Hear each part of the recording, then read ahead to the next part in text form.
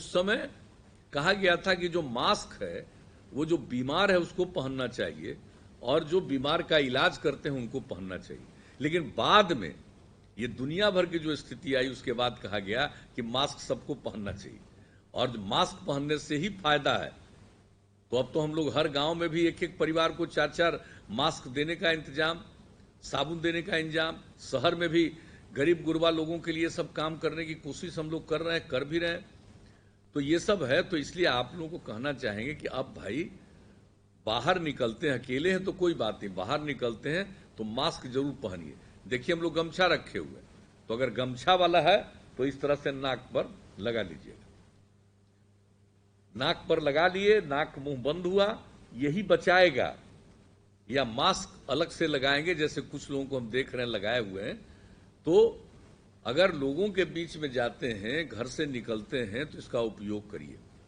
और दूसरी चीज है, एक दूसरे के साथ बिल्कुल निकट में नहीं जाना चाहिए, थोड़ी दूरी रखना चाहिए, 2 गज की दूरी रखना चाहिए। यहां पर आप लोगों के साथ मीटिंग कर रहे हैं, देख लीजिए, पार्टी के नेता लोग बैठे हुए हैं, तो यहां पर देखिए कि 2 मीटर से भी ज्यादा दूरी पर बैठे हैं। तो इस बात को समझिएगा, दूरी का मेंटेन। फिर हाथ को साफ रखिएगा। और एक बात और महत्वपूर्ण है, लॉकडाउन खत्म है, सब बाहर जा सकते हैं, लेकिन 65 साल से अधिक उम्र के व्यक्ति हों, गर्भवती महिलाएं हों, 10 साल तक से के उम्र वाले बच्चे और बच्चियां हों, और अन्य प्रकार की बीमारी से ग्रस्त कोई व्यक्ति हो, इनको घर से बाहर अकारण नहीं निकलना चाहिए।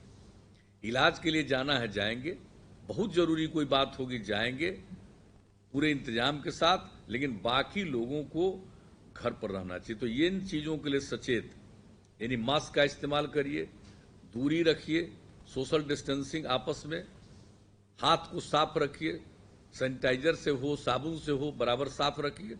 और ऐसे लोग 65 साल से अधिक उम्र वाले व्यक्ति, गर्भवती महिलाएं, 10 साल तक के उम्र के बच्चे और बच्चियां और अन्य प्रकार की बीमारी से ग्रस्त लोगों को घर से बाहर न निकलने। तो ये सचेत रहने की जरूरत है।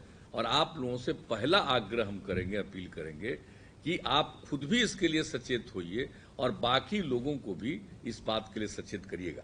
वैसे हम लोगों ने प्रखंड स्तरीय, क्षमा कीजिएगा, पंचायत स्तर तक के जनप्रतिनिधियों तक से सरकारी तौर पर हम लोगों ने बातचीत की है और उनको भी ये बताया गया, और सरकार की तरफ से इसका प्रचार भी किया जा रहा है, लाउड स्पीकर वगैरह के जरिए, पोस्टर वगैरह भी लगाया जा रहा है, ये सब किया जा रहा है। तो इस पर ध्यान दीजिएगा, क्योंकि कोई नहीं जानता ये कब खत्म होगा, कब तक फैलेगा। घबराने की जरूरत नहीं है, डरने की जरूरत नहीं है, सचेत और सतर्क रहते हुए सारा काम करना।